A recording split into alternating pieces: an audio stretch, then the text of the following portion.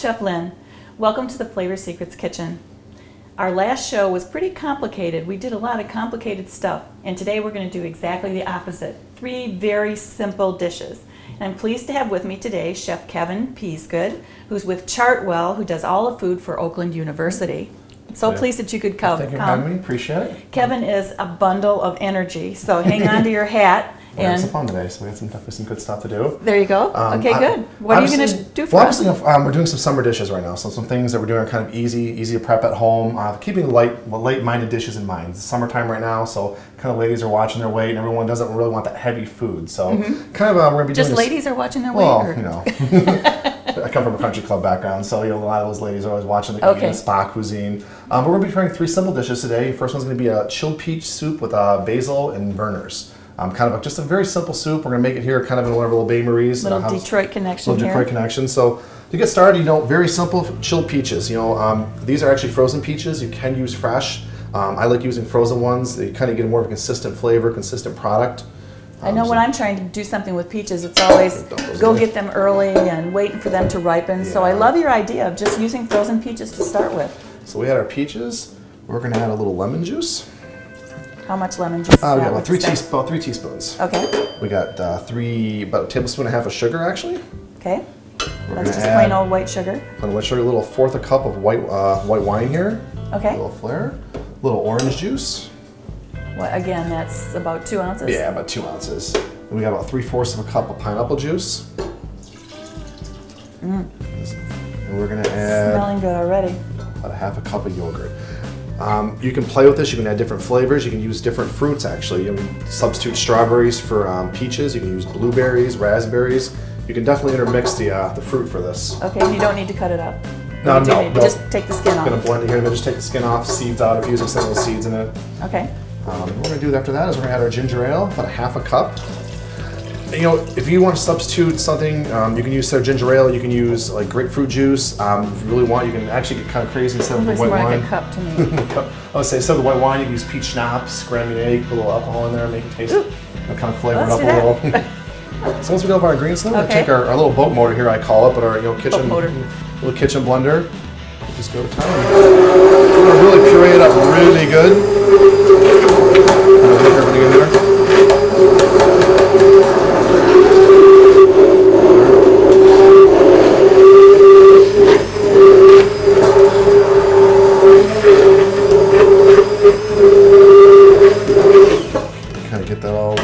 Okay, if you don't have one of these, you have to get one. Put it on your Christmas list because it's worth its weight in gold.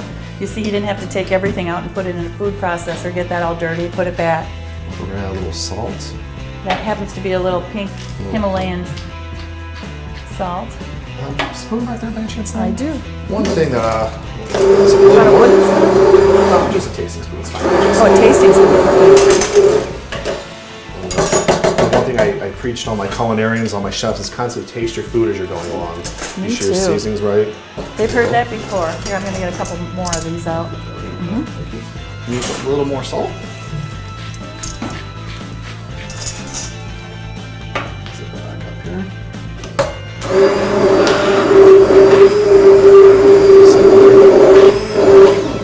Just want to work that till it's nicely blended in. Everything's good.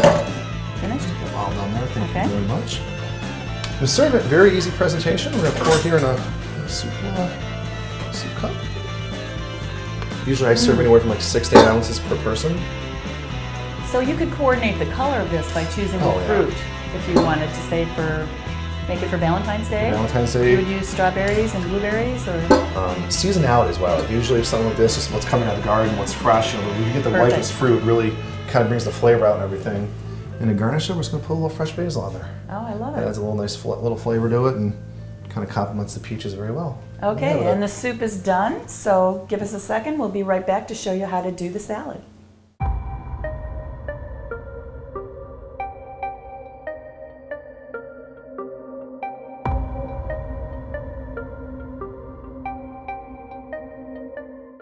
Before he starts the salad, I'd like for Chef Kevin to tell you what he does, because he has like the dream chef job. I'm very blessed. I have a very awesome job. I'm actually executive chef for Chartwell's for Oakland University.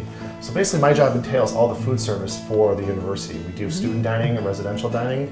We feed about 2,500, 2,200 students a day in one of our dining facilities. A huge team of culinarians. I got some great chefs working for me and sous chefs. You know, breakfast, lunch, and dinner. The kids keep us really busy. But you do much more than that. Well, we do much of that. Part of the job is residential dining, another part is catering. So we have a huge catering kitchen. We have staffed 12, 15 culinarians. We do everything from continentals to plated dinners to, you know, we're doing a cooking class coming up this Saturday with a group of students. So it's all for students? What's the catering arm? Students, faculty, and we are open to the public. So we do weddings. We've had, you know, presidential events there. Hillary Clinton was there last I believe last summer. Seriously? Okay. So definitely. Did she autograph your coat? No, not at all. Just a lot of catering. So we do a lot of stuff for the university, for the students, a lot of student groups. So I believe there's something like 250, 350 student organizations. You know, we have the just different clubs and different organizations of students that meet, and they'll do a party. So we cater the food for them. Excellent. A lot of board meetings. And how do they get a hold of you if someone's interested in this? You can contact Chartwell's, our catering office. Basically, look at online, just type in OU Dining. Chartwell's will pop up. Our catering number's right there, and you can definitely oh, that's amazing. It wouldn't be someplace you think of going to for a catering event, but you know, it's a gorgeous facility. Oh, so you would cater there? Yes, you we wouldn't cater in a party in someone's home? No, well, I'm not sure on that one, but we definitely do the catering on premise. Okay. But it's a gorgeous campus. You would think of coming to the university to have a catered event, but I mean, it's a beautiful place. You know, our rooms are beautiful. They're all modern, well kept. That's wonderful. We do weddings, so we have people, some students and stuff that come in or that were graduated. We've done a couple weddings there in the past. Wow. We do a lot for Beaumont. Beaumont's very big on the campus, so it's a very neat thing to do. But that's an amazing lot of things to keep track of. So well, you can see why he has so much energy. The other part of it is we do a lot of retail. So we have 7 or 8 various outlets throughout the university that I deal with. For students? For students. So we have a Starbucks, we have an Einstein's. This year we're opening a bunch of retail concepts. I believe a Subway, Chick-fil-A. We have the only Chick-fil-A. Oh, cool. We have one of the Chick-fil-A's in Michigan. I believe there's one at the airport now. So. And anyone can come in and buy anyone, this? Anyone can come in. You know, our food court is open to the public. I believe Panda Express, Subway. And that's all in the campus that's all at on campus University at the Oakland Center. So the university and University in Waddles, I believe, University of Auburn. Right. Just obviously Google it, it'll put you right there. And our facilities are located in the Oakland Center. So that's like the university union. Yeah, okay. Kind of the university like that. That's the central location in the middle of the middle of OU is where all the students come and dine and eat. So it's definitely a neat job. It's very busy. It's very hectic. I have a lot of great people I work with, culinarians. And most chefs have to work nights, weekends. Yeah, it's a different for me. You know, we primarily do most of our business on lunchtime and breakfast.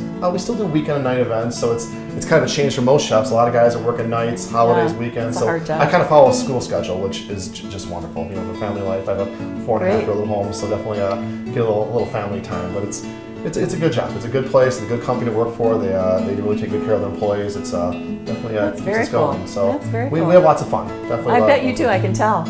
All right, so what's the salad you'll make for us today? Our next dish, kind of a nice dish, you know, something a little different. We're going to do romaine hearts with grilled shrimp, green goddess dressing, and kind of some summer garnishes to kind of, you can find in your garden, some items that you just find in the summertime coming up that are really nice and fresh. Like I said, I like to focus on seasonality, fresh produce, fresh greens. Right. The first thing we're going to start off with this salad is we're going to be making our dressing, green goddess dressing. This is one of my favorite things to make. Why is it called green goddess dressing? Do you have any idea? Did a green goddess actually, invent it? You're putting a lot of herbs in it, so it turns green. It's basically like a buttermilk ranch with a lot of fresh herbs. Okay. And we're going to put this dressing on a salad. You could use it with crudité. You could use it on a vegetable platter as a condiment. Okay. It kind of goes well with a lot of different things. Dip your vegetables in it? Dip your vegetables. So to start off, real simple, we're going to get with a little mayo here. Got 3/4 of a cup. And this is real mayonnaise, not Miracle Whip, right? Yep, real mayonnaise. Although I do love Miracle Whip, I have to say. Everyone criticizes me for it, but I do love it. Now we're going to add... Because it's sweet, anything sweet, you know. A little buttermilk.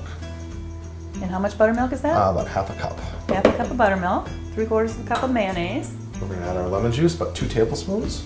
Was that 1 lemon probably? But 1/2 a lemon. 1/2 a lemon. We're going to add some sour cream. How much? 1/4 of a cup. Okay. Everyone always wants to know. Gotcha. Tablespoon of Worcestershire. About a tablespoon. Get some here of Dijon mustard. That's going to make it nice and spicy. Mustard just kind of brings that flavor out. If you really like a lot of spice, would you use more mustard to handle that?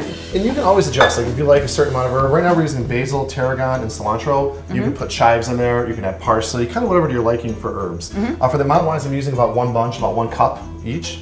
Okay. All we're going to do is we're going to take them, and these are just kind of picked out of the garden. Obviously, we kind of washed them here this morning. And I'm just going to rough chop them and add them in. It's kind of... By the way, as he's cutting, I want you to know that I didn't do this cutting. I didn't do this cooking. I did this cleaning the trash compactor. So the moral of the story is don't clean, just cook. Get somebody else to clean.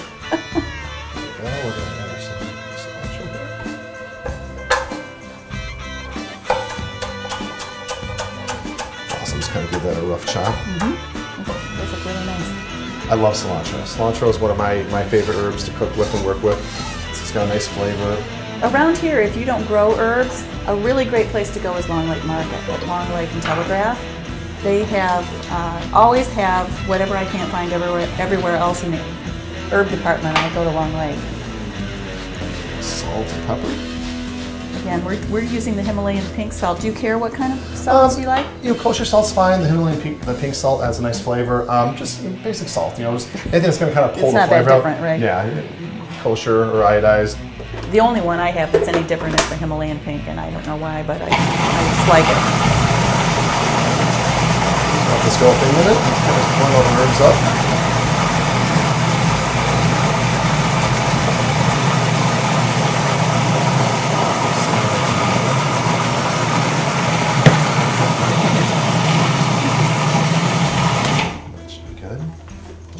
We're going to take a taste here for salt, pepper. Just a little no double dipping? No double dipping. Just a little more salt. You cook a lot like I do. And whenever you're using a food processor, it's a good idea to scrape down the sides and make sure that everything is all mixed up perfectly in the same way. That looks delicious. And it's actually really a nice consistency. So if you wanted it thinner, though, you would. Yeah, if you want to adjust the consistency of it, you can add a little more buttermilk. Just kind of, if you want it thicker, take some more out. If you want it a little thinner, add more. And the buttermilk is just for taste? Yeah. Adds a nice little tangy to it. Like a little tartness to it. Okay, well, that's good. I'll take that. Pass on you. I'm going to pass this on you real quick, too. Okay. Oh, it's going to get a taste. Get a taste. Put this right into the bowl here. We're going to set this up here and use this to garnish. Okay. Beautiful. So that's the first component of our salad. Once again, very simple, very easy to do. I know it starts the imagination. It is tangy. Definitely. So if I wanted to reduce the tanginess a little bit, not so much lemon? Not so much lemon, or if you don't want to use buttermilk, you use heavy cream or half and half. If you want to adjust the consistency, that would work very well also. What's the difference in fat content between buttermilk, cream, and... The buttermilk usually is, so heavy cream, buttermilk has the most fat content, cream would be a little less. Oh, a little less? Yeah. Oh, wow. Buttermilk's obviously very thick, very tangy. No wonder I love it. Oh, I didn't have time to plug that. I'll move that out of your way. Okay. So the next part of our salad, we're kind of mise en place in here, we're going to take our shrimp. So what I have here is some 1620 shrimp. We bought these at the store. Basically, I peeled them and veined them. I have Costco. I have a little olive oil on them. All we're going to do is just season them up here with a little... We used a little Von Strasser olive oil, my favorite. A little sea salt. A little white pepper. We're just going to get these going on the grill. Okay, and shrimp doesn't have to grill very long. Shrimp doesn't have to grill very long. These will probably take 3 to 4 minutes on each side. You just want to be sure they're cooked all the way through. You don't want to see any clear. You want them white all the way. They kind of start to turn pink as they cook. Now, I don't know how many of you have an inside grill like this, but they're usually a little bit inconsistent. They're usually very hot at this end, and then they move down. So you notice he put the shrimp right over the hot part so that they'd cook quickly. Actually, I just think to do this one just a little more over there. That spot. Turn this on just for a second for the smoke. It's good. Okay. Notice, always cleaning. You cook just like I do. Everything's got to be clean before the next one comes out. I can't stress that enough to my This kind of cleaning is okay, not the trash compactor. So that's right there. Do you have a dish I can set those in there? I do. Cool. We're just going to bring a plate up there.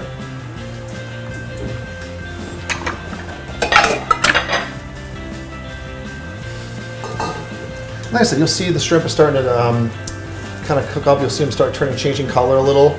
On the sides, they'll start going from the translucent to a little red. The shells are cooking. And we'll get some nice marks on them. Kind of just turn them 45-degree angle. Now notice how he's not flipping. If you ever watched some people, some people just flip too much, I think. They just go over and over and over. Trick with fish is, yes, everyone, they get impatient. When it comes to shellfish, shrimp, scallops, salmon, any type of flesh fish, swordfish, let it go. I cannot stress enough when you put it on the grill. Wait 3-4 minutes and kind of look at it. I mean, you'll know. You'll pick it up and it'll peel right off. If it's sticking, let it be. Oh, you left the shells on? I left the tails on. Just the tails, okay. Just that one little piece of shell, okay. So you can also kind of watch on the side, and you can see when the color changes about halfway through, and when it's about halfway through, that's the time to flip. You'll see, like I said, right there, but you'll see how it's starting to turn. Kind of the white is coming up. It's at 3-4 minutes each side. These look really nice. Flipping here.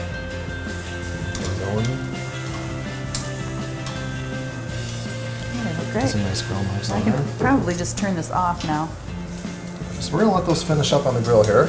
Okay. What we're going to do is we're going to start assembling our salad here. So right. What we have here are hearts of romaine. Hearts of romaine you can buy at the grocery store. You can buy a large head of romaine, kind of break it down if you wanted to. What I like to do is kind of with the heart of romaine. Do you know why it's called romaine? I do not. I don't either. Somebody Google that and call us. So I'm just going to peel out the outer leaves here. Be sure any brown leaves you remove. What we're going to do is we're going to cut it in half. What I like to do is, for home purposes, kind of take this core out. I leave it so the leaves don't fall apart, but I just remove that. So you're cutting it on a V to get a little bit more of the. This is just a little rough more to of eat, it so out. I just Okay. take the core out. You know what? I would leave it like that because it's pretty. It's pretty. For our presentation, put it right in the plate like this. This is a nice entree salad. You can do different things. You can serve with grilled chicken. You can do grilled salmon. We're doing with a green goddess dressing. And where would you put that? Would you put it on the side? Well, what I'm going to do is I'm going to ladle it over top here. So basically, I like putting. No, I mean the chicken. If you want to. Oh, the chicken, just right off to the side or right on top. Okay. I'm kind of either way where you want to set it. What I like to do when I present my salads, I just start drizzling a little dressing. I go right in the middle. Just kind of put that right down and kind of drizzle it over the leaf. So as your guest is eating it, it kind of works down into the heart right there. And then drizzle it around the plate too. That's a perfect plate to match the dressing. About 2 ounces of dressing. Then we just garnish it up. So for garnishes here, just kind of with the summer, things that you get out of your garden, some fresh slivered carrots. So these carrots were cut on a mandolin. Yep, we have a mandolin back here. We do have a mandolin back here. Common household item in the kitchen. Be careful. You gotta be very careful. So with the mandolin, basically we take our carrot, we peeled it, we have our blades just here, put it on a 45-degree angle, and just swipe down. Highly recommend you use the guard. Use the guard when you're doing it. Right. I've had a lot of cooks, a lot of culinarians that have cut themselves, so it's kind of a very nice piece of equipment to have in the kitchen, but also very dangerous. You have to be very, very careful when using them. Those blades are razor sharp, and I can tell you from experience, I took my hand down one time, and it's not fun. It takes a long time to heal because of the type of cut it is. So. But you get a nice product here. So we got nice slivered carrots. We're gonna do a little diced cucumber. Like that. Some split cherry tomatoes. Flavor and color. Garbanzo beans. I love putting garbanzo beans on a salad. Just a nice flavor, nice texture. Yeah, and if you're a vegetarian, there's your protein. You could do this with, if you want to keep this vegetarian, you can use the grilled tofu. Grilled portobello mushrooms would be a wonderful substitute. So what do you do to the tofu before you grill it? Tofu, before I grill it, you can do different things to it. Tofu has a very neutral flavor. What I do is marinate it. You can marinate Italian dressing, soy. It's not going to melt on the grill. No, you want to buy a firm tofu, not a soft one. So you take a firm tofu, cut it to the desired shape you want. Working with tofu is much like working with fish. When you grill it, you want to be sure your grill is very hot, it's sprayed, it's oiled. You just kind of let it sit in there and form a nice sear. Okay. Otherwise, you'll have a mess on the grill. Okay. So basically, we're going to just take one more look at our shrimp here, which they look good to me. They look good to me. What you're looking for right there is just for it to be white all the way through. You don't want to see any clear. And with these, I just kind of spot them around. You can serve as many as you like. I have 6 here for a presentation, but you can do 2, 3. 12? Yeah, 12. Those onions back there, Chef. Yeah, right there. That's what we do. And the garnish is what I've done is I have some crispy fried onions. This adds a nice texture to it. Okay, nice tell us flavor. how you made these. Basically taken a white onion, shaved it very thin, marinated in a little buttermilk, salt, pepper, and then taking them out on that buttermilk mixture, taking them out into a paprika flour mixture. You can use Drake's or any kind of bread you like. For a cup of flour, you might use a tablespoon of paprika. And salt, pepper for flavor. Okay. And all these do is add a nice crispy, nice texture, and they kind of get a nice little height on there. Gorgeous. So they're real nice, solid. Definitely kind of a crowd pleaser. I'd be impressed with that if you sat that down in front of me. I like putting the onions up nice and high so it looks real nice, kind of at some height at the table. There you go. Okay, great. Cool. That looks wonderful. All right, we'll be right back to show you the dessert.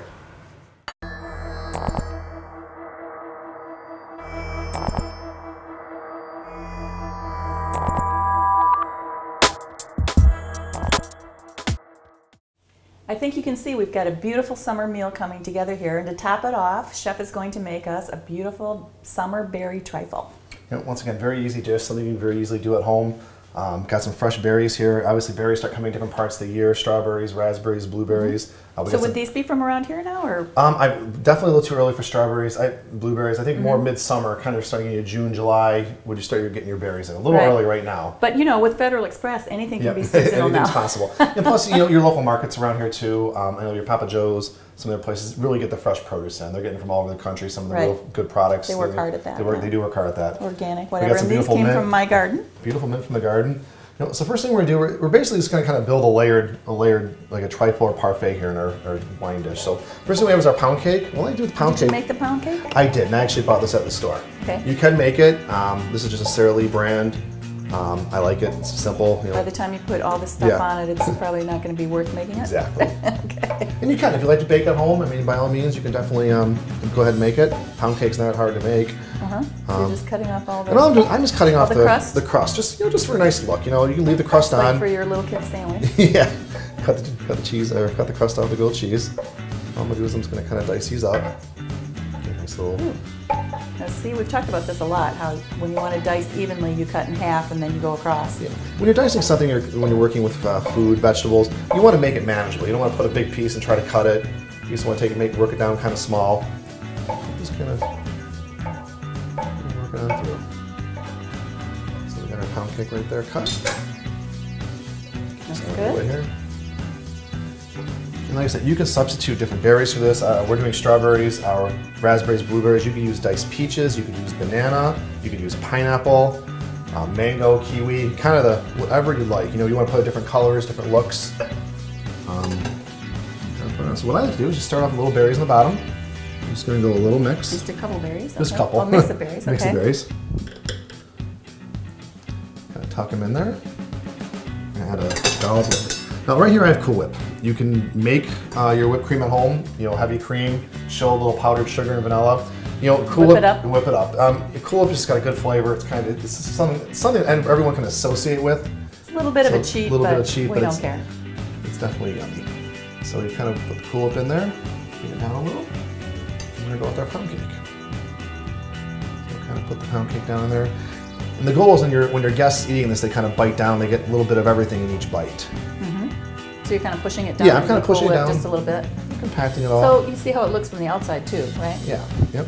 So we're gonna start over again. Basically, after that, we're gonna go with some berries again. I'm gonna go with some blueberries. You just kind of layer. And listen, you can layer this however you like it. You can do all berries, all whipped cream. You kind of get. How far ahead can you make this? These you can make well in advance. I'd say 4 or 5 hours the morning of your parties at night. They hold very well. I wouldn't do them overnight because the berries would kind of get soggy. Sure. I wouldn't get too far ahead. But keep them in the fridge, right? Keep them in the fridge, yep. I'm gonna go a little whipped cream. I like the idea of using the stemmed glass. I think that makes it pretty. More whipped cream the better, or more no? Cream. More whipped cream the better. I like height. So we're gonna kind of put this up top here. I might not put quite so much whipped cream, but we're gonna kind of garnish up. So I put a little piece of the pound cake. What I like to do, kind of take a strawberry, kind of a raspberry, kind of put it around here. Throw my berries in. Get back. What I like to do is just take a nice fresh sprig of mint for color and kind of garnish it on the top. Just take one off. And the garnish you would want to put on it at the very last minute. Yes, the garnish you want to put at the last minute. Don't do that in the morning. Obviously. Oh, how pretty is that? And how easy is that? Very easy. Very simple. Thank you so something much. your guests can do at home. Hopefully very easy. Thank you so much, Chef Kevin Peasgood from Chartwell. He does all the food for Oakland University. Thank you for joining us today. We really appreciate it, and I think this is something anybody can do and everybody can enjoy. I'm Chef Lynn. Enjoy.